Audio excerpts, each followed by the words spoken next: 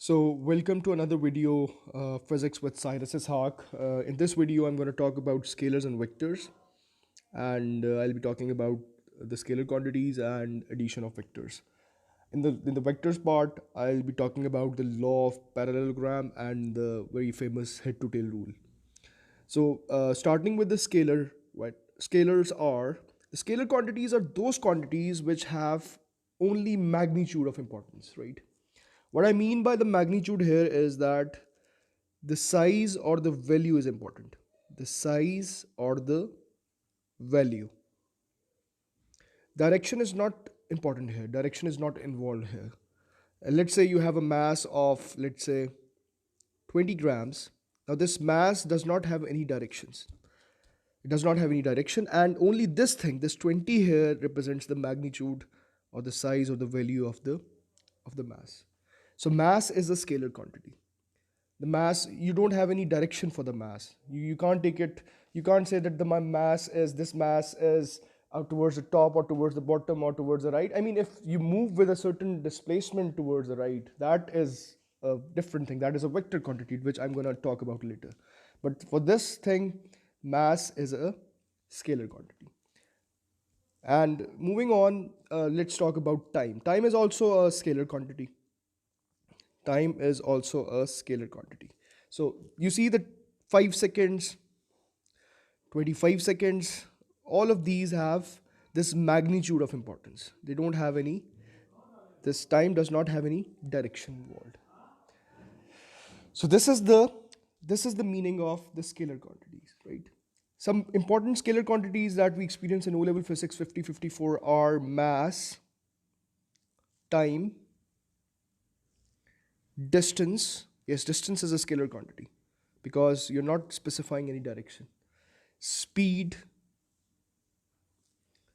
volume, density, work done, right? The energy and power. All of these are essentially the scalar quantities. Their magnitude is important. They don't have any direction, right? If I say that car is moving with a speed of 25 meter per second, I don't know where it is moving. I'm just saying that the speed is 25 meter per second. But if I involve the direction, that becomes a vector quantity that I'm going to talk about later. So this speed, if this is the speed, right? If this is the speed, then it is only a scalar quantity. So this is a very simple concept, right? Moving on, a vector quantity is represented by means of an arrow diagram usually. Yes, vector quantities. So vector quantities are those quantities which have both magnitude and direction important. In vector quantities, vectors, right? So vector quantities are those quantities which have both magnitude, that is the size, the value, and the direction, that is important. And one good way to represent a vector quantity is by means of an arrow diagram. So vector quantities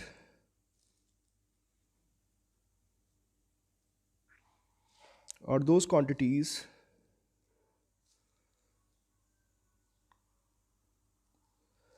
which have both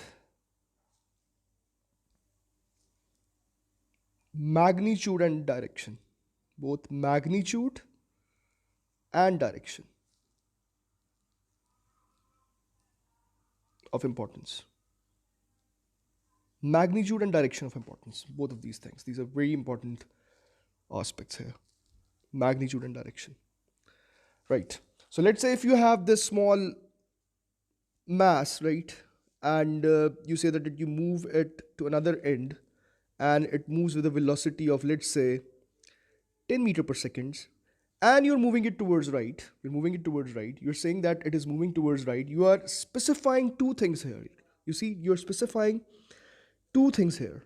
One thing is this magnitude, this value, this magnitude. And the other thing is the direction, that is, you're moving towards right. So the direction, as you can see here. These two quantities, the magnitude and the combination of direction, makes it a vector quantity. There are other examples as well, and I'm going to talk about the examples of vector quantities, and some examples of vector quantities that we have are displacement.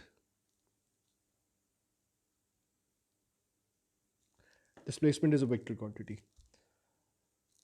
Velocity, I've also discussed this in one of my previous lectures, the first video on the series of kinematics.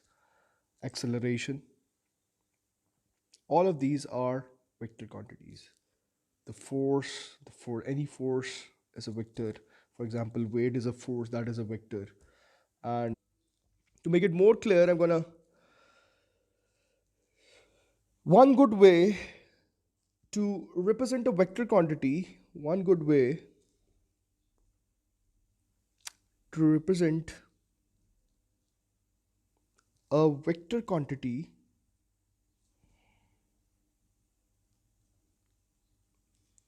is by means of an arrow diagram.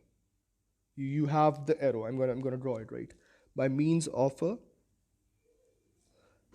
an arrow diagram. So let's say if I have this arrow, right? This arrow is there, and I say that it is moving at an angle of 45 degrees. Let's say this angle is 40 degrees. So I have specified the direction by this angle, and I have also represented the magnitude through this value. Let's say this is the speed. I say that the speed is 15 meter per second, and the direction is at an angle of 40 degrees, right? If I had represented like this, 10 meter per second or 15 meter per second, this was at an angle of 0 degrees, right? This was at an angle of 0 degrees. So the direction is represented by the angle here, right? You have to represent the direction with an angle. Since it is moving towards right, the direction here is 0 degrees, right? So I'm going to give you another example, and let's say you want to represent a vector on a piece of paper, right? You can do it by a means of arrow diagram. So let's say you want to represent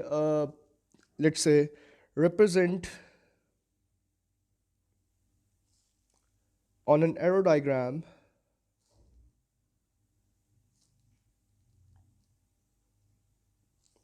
a velocity of 20 meters per second in the direction of 60 degrees, right? You want to represent this velocity of 20 meter per second in the direction of 60 degrees. So what you're going to do here is that you're going to choose an appropriate scale here, right? Which can represent this velocity, right? You can say that 1 centimeter represents 5 meter per second, right? 1 centimeter represents 5 meter per second. So if you have 20 meter per second, what you're going to do, you're going to draw a line of, on a piece of paper, you're going to draw a line of 20 divided by 5, right? 20 divided by this 5, by the unitary method, of course. Since 1 centimeter is 5, so 20 would represent a line of 4 centimeters. And the direction here, this is the magnitude that you have calculated. The direction here is calculated by this example. Like you'll use a protractor, and you'll draw a line of, you'll take the ruler as well, and you'll draw a line of 4 centimeters at an angle of 60 degrees, right? You'll take a protractor, and let's say this line is of 4 centimeters, and the protractor gives the angle 60 degrees, right? So this is one way of representing an arrow diagram on a piece of paper. So one important thing here is that you choose the scale. This is the scale. I'm going to talk about this later in the vector parallelogram law of vector addition. This is very important. I'm going to come back to this. So this is one way of representing an arrow diagram, right? This 4 centimeter lines in fact represents 20 meter per second, and the direction is 60 degrees. So this is the difference between a scalar and a vector quantity, right? The vector quantities are those quantities which have both the magnitude and the direction. You see the direction is there by this angle. This angle is showing the direction. This angle is the direction. You can say that 60 degree to the horizontal. This line is horizontal, right? So you can say that this angle is 60 degrees to the horizontal. To the horizontal. So you can represent any vector like this on the piece of paper. Talking about the addition of scalars and vectors, the addition of scalars is pretty simple. It's like just if you have to add 100-gram mass to a 200-gram mass, you're just gonna add them, right? So let me write here addition of scalars. So let's say you have a 100-gram mass and you have a 200-gram mass.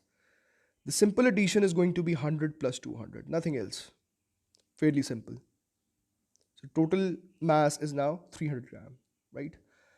But for instance, you need to take vectors into account. Now, in the vectors, you know that in addition of vectors, the thing that is important here is the direction. So you must not only take into account the magnitude, you have to take into account the direction of the vectors as well. So both things are important here. So their addition is not that simple.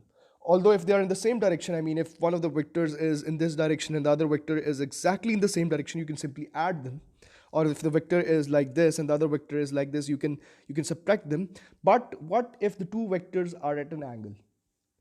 For that, we are gonna use the two methods that are the parallelogram law of vector addition, which will give you the exact magnitude and exact direction. And we are going to move towards the head to tail rule, which is going to give you the direction of that specific vector. So in addition of vectors, if the addition of vectors is along the same straight line, if addition of vector is along the same straight line, what you're going to do here is that, let's say you have this object is there, right? And a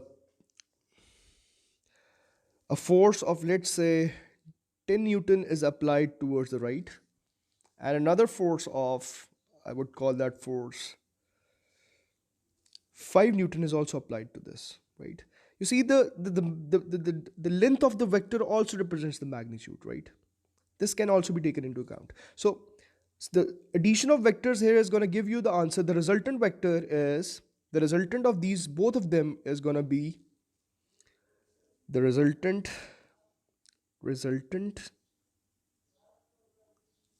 force, since Newton is the unit of the force, 10 plus 5, which is 15 newtons. So this is how you simply add the vectors which are in the same direction along the same straight line. And similarly, let's say you have this block, and you're applying a force of let's say 20 newtons here. You're applying a force of let's say 8 newtons here, and you're applying a force of let's say 12 newtons here, right? So what's going to happen here is that since these two vectors are in the same direction, I'm going to add them simply, and this vector is exactly 180 degrees out of this, right? It is exactly 180 degrees opposite to this. So I'm gonna add this one too, but with a negative sign. So the resultant here is going to be, this is a very important concept that you need to remember, that 20 plus 20, I'm going to take the directions towards the right as positive and direction towards the left as negative. Although I'm going to add them, but you're going to see what happens. 20 plus 8 plus minus 12 plus minus 12, because it is in the opposite direction. So this is going to give you 28 minus 12, and your resultant becomes 16 Newton positive, that means that this block is moving towards right, towards the positive direction. So this is how you add vectors in the straight line. And of course, let's say the two forces are acting here. One force is acting here and the other force is acting here. Let's say this is the weight mg. The weight is 50 newtons, let's say. And this force, let's call this the force of air resistance. Let's say this is 25 newtons. So what you're going to do here is that the resultant force on this is going to be equivalent to 50 plus minus 25, because this 25 is in the opposite direction. So the resultant is 25 Newton downwards, right? So this object is going to accelerate. I'm going to talk about the resultant forces and all in the chapter on forces later on. But for now, as I'm talking about vectors, you see that 50 is in the downwards direction. I'm going to take the downwards direction as positive here. Let's assume that is positive and this direction is negative. So this is going to give you this resultant, which is 25 newtons. All right.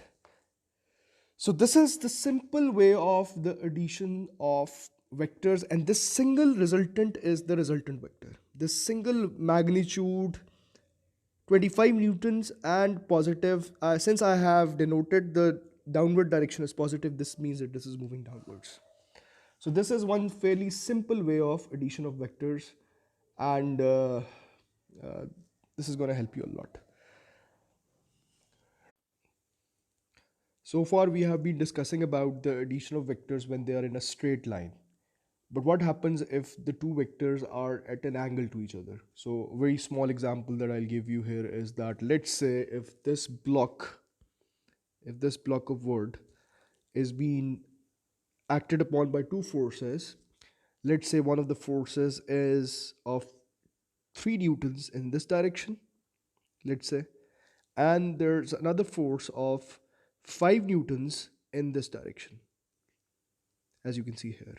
And since they are at a different, they are at an angle. Let's say this angle is 60 degree between the two forces. How can you predict where the block of wood would move? Let's say this is the block of wood. Where this block of wood would move if two forces are acted upon like this. So a very simple method to solve such a question is by the law of parallelogram, right? So what we're going to do here is that we're going to choose a scale. We need to draw these two forces on a piece of paper and we need to choose a scale. So what we'll choose an appropriate scale, and you see that these two forces are acting at an angle. We will need a protractor and we need a scale to solve such a question. So number one step would be choosing the scale, right? These are some of the steps. I'm going to write the steps for you that will help you solve such a question. So number one step would be you have to choose an appropriate scale. You have to choose an appropriate scale. By choosing an appropriate scale, I mean that your drawing can come easily on the piece of paper. So let's say the most easy scale that you can choose here is that 1 centimeter here represents 1 Newton. You can say that 1 centimeter represents 1 Newton. So what you're going to do is that you're going to make a line of 3 centimeters with a piece of a ruler, right? You'll use a scale to draw a line which is horizontal like this, and you'll take a protractor and you're going to put it here to draw a line of 5 centimeters at an angle of 60 degrees, right? So this angle here, which is between this line and this line, this is going to be 60 degrees. So this line is now of 3 centimeters and this line is of magnitude 5 centimeter at the direction of 60 degrees. This is 3 centimeters and this is 5 centimeters, as you can see here, right? The next step, in order to make this a parallelogram, what you're going to do is that you're going to put the protractor at this point and you're going to repeat the same step for this line, this line, right? What you're gonna do, you're gonna make an angle of 60 degree at this point and draw a line of 5 centimeters. Since these two lines are parallel and they're at the same angle, they represent the same vector. So this angle again is 60 degree, and this the length of this line is 5 centimeters, which is in fact representing 1 Newton, as you can see here. 1 centimeter represents 1 Newton, so 5 centimeter will represent 5 Newton. Now this line is parallel to this line, and this line would be parallel to this line automatically, right? Like this. So both of these lines are automatically going to be equal and they are parallel. So this is a parallelogram in front of you. This is a parallelogram, right? Now the next step, the most important step here is, once you have drawn the parallelogram, the most important step is that you're going to draw a diagonal which is going to represent the direction of the resultant force. You're going to draw a diagonal from this point to this point. And this diagonal actually represents your resultant force. What you're going to do in order to find the exact magnitude of this resultant is that you're going to measure it with a scale. You're going to measure it with a scale, right? Let's say if you measure it with a scale, the answer comes around 7 centimeters, right? Your answer is, let's say, for this line that I've drawn here, from this end to this end, that comes out to be 7 centimeters, right? So in order to convert it into the magnitude of your resultant force, since the scale represented 1 centimeter as 1 Newton, 7 centimeter will represent 7 Newton.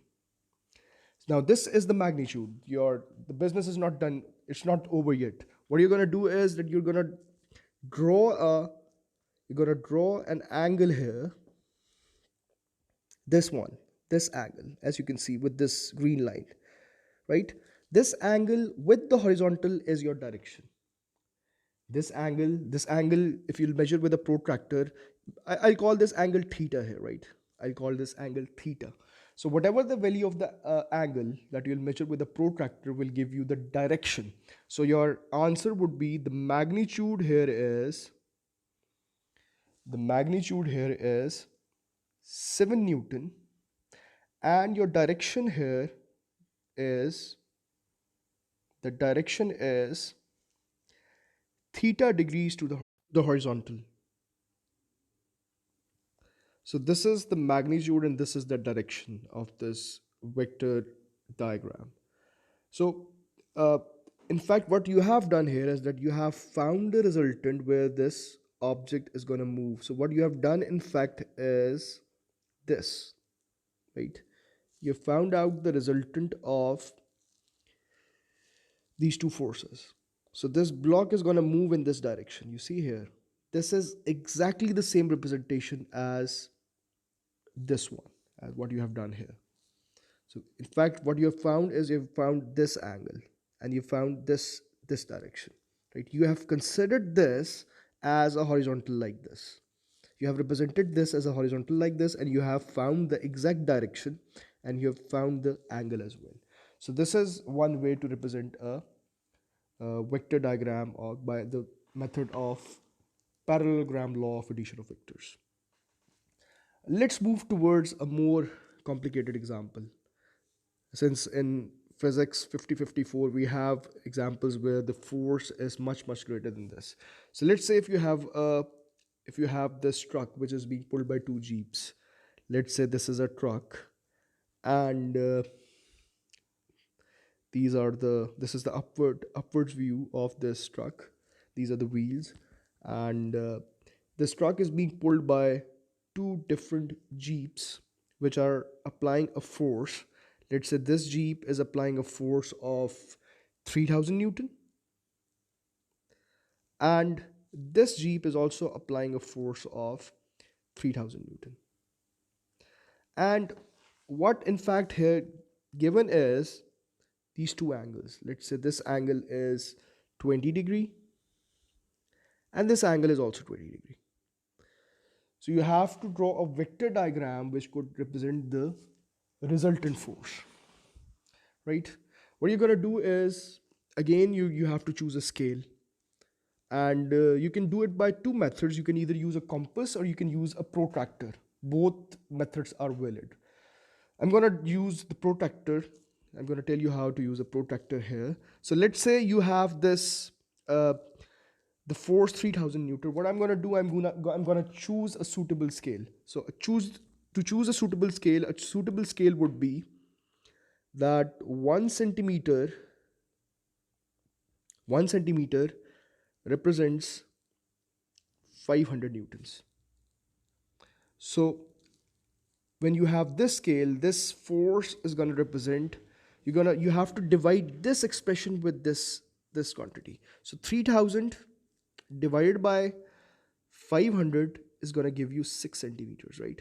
So your force of 3000 newton could be represented by a line of 6 centimeter on a piece of paper. So you have these two forces represented by lines of 6 centimeter. And if you look closely here, these two angles, they are going to give a combined angle of 40 degrees. They're going to give a combined angle of 40 degrees. So I'm going to draw this here, and this line was 6 centimeters, let's say. Although you have to use a proper scale and you have to draw the correct dimensions, right? This is 6 centimeter, and then you're going to use a protractor here at this point, and you're going to draw a line of 40 degrees because this is the angle between the two forces, and you have to choose the length as 6 centimeters, right? So this is the method that you have to apply here. And by the same scenario, what you're going to do, you're going to use a protractor here, and you're going to draw the same angle of 40 degrees like this. Since these two angles are corresponding angles, right? So the direction is going to be the same. And this line must be of 6 centimeters. The next step is to, join these two lines, and automatically this line is going to be this of same dimensions, 6 centimeters. The resultant of this, the resultant of both of these forces is going to be then from this diagonal to this diagonal. You see this diagonal to this diagonal. So this is the resultant with a double arrow. And again, what you're going to do, you're going to measure this. Let's say your length here is going, let's say it's x centimeter, right? Whatever the length is, you'll measure it with a scale, and that is going to be the magnitude. The magnitude of this resultant is, let's say it's x centimeter. You'll measure it with a ruler, and this angle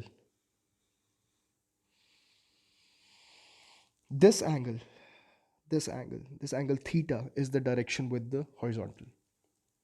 So direction of this is again theta degree with the horizontal.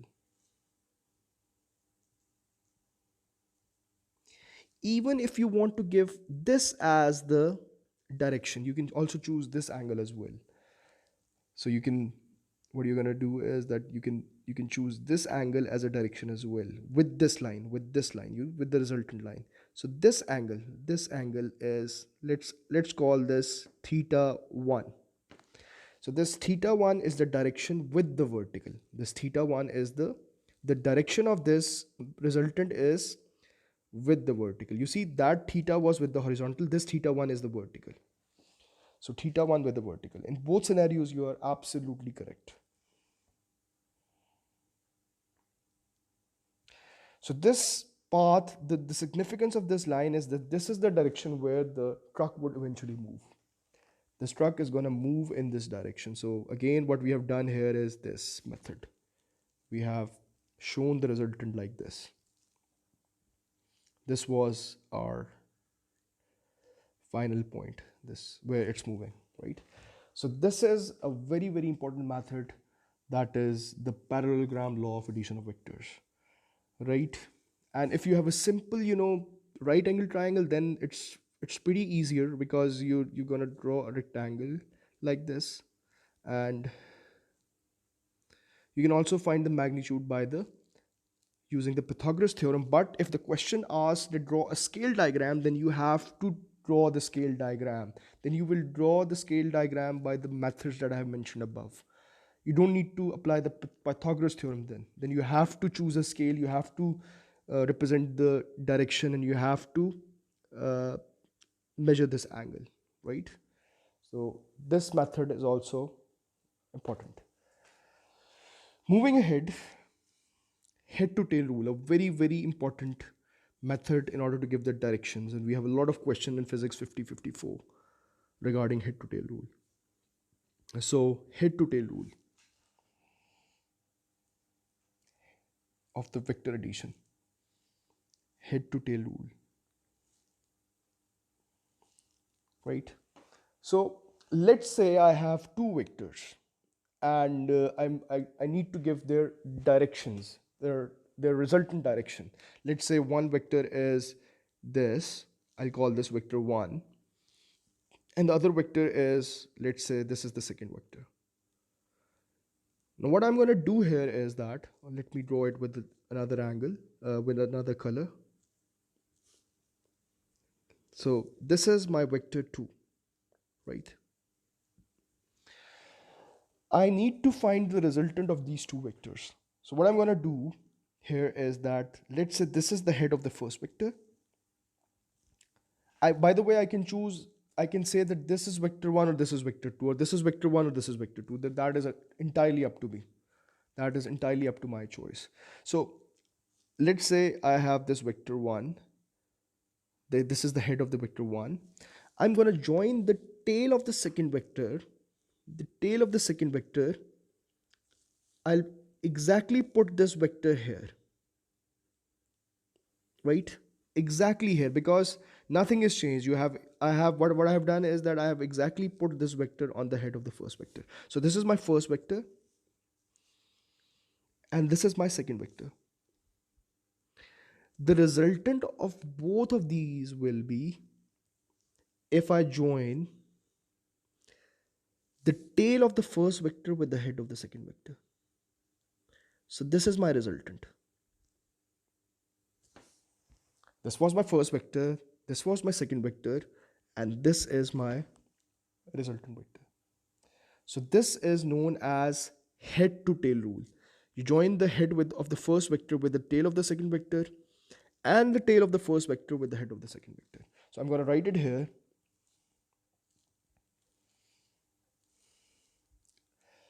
Head to tail rule.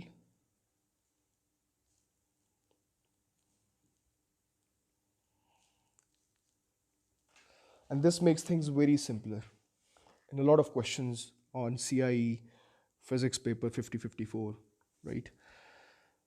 In all the components. So join the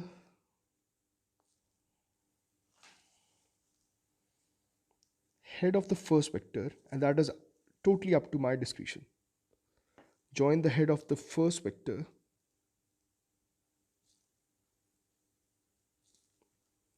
with the tail of the second vector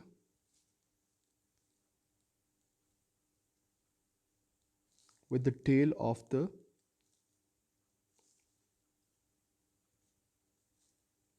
second vector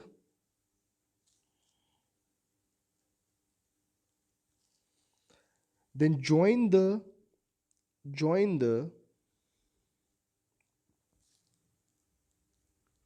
tail of the first vector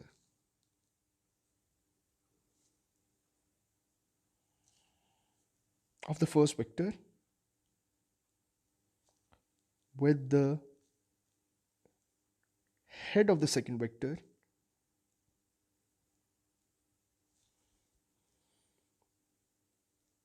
to get the resultant vector.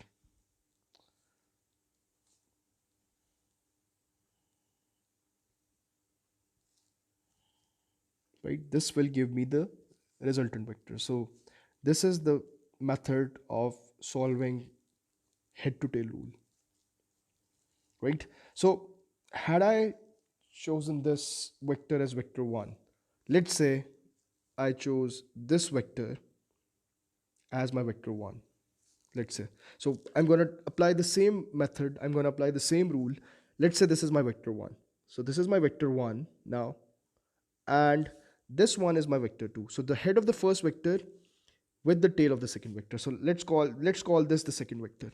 So you see this is my second vector now. Initially it was my first vector in the previous example. So this is my second vector, and the resultant vector is, you see, the tail of the first vector with the head of the second vector. You see both of these lines, you see they are in the same direction and nothing has been changed. They are exactly in the same direction and they exactly represent the same magnitude. So it's totally up to you to choose the direction, to choose which vector is the first vector and which vector is the second vector. So this is an example of head to tail rule. Let's say I'm going to give you another example. You have a vector like this. One vector is this and the other vector is this, right? And you're going to find the resultant of these two vectors. So let's call this vector the vector 1 and let's call this vector the vector number 2. So I'm going to apply the same rules. This is my first vector, right? The head of the first vector with the tail of the second vector. The head of the first vector, this is the head of the first vector with the tail of the second vector in the same direction, right? And the tail of the first vector with the head of the second vector. So this is my resultant vector. You see, this is my resultant vector. Vector 1, vector 2, and this is my resultant vector. So this shows that this is the direction in which the resultant of these two vectors will move. This is my resultant vector. So I hope that this makes things pretty much easier for you guys, and stay tuned for more videos. Subscribe to my channel, Physics with Cyrus Ishaq, and I'm going to post more videos on Physics 5054 soon. See you.